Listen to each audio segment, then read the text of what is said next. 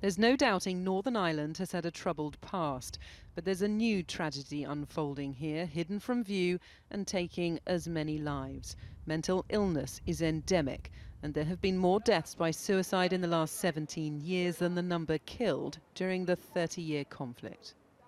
Well, you see, about 8 years ago, coming up now in a couple of weeks, my sister took her own life. She was 41 at the time. Peter Cumliffe's not only had to deal with his sister's death, but one of his friends also killed himself.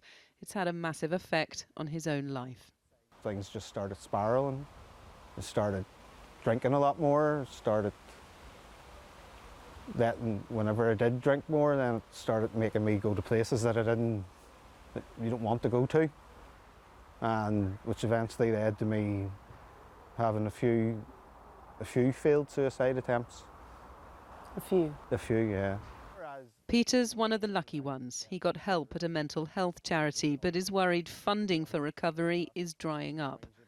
There is also perhaps a less obvious reason why so many people here suffer mental illness. The legacy of conflict in Northern Ireland has cast a long shadow.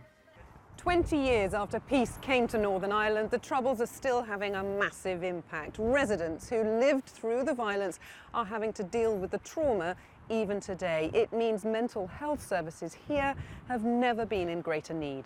How have things been? Better this week. Good. Having worked as a counsellor for 25 years, Norma Patterson's seen just how devastating the bloodshed has been.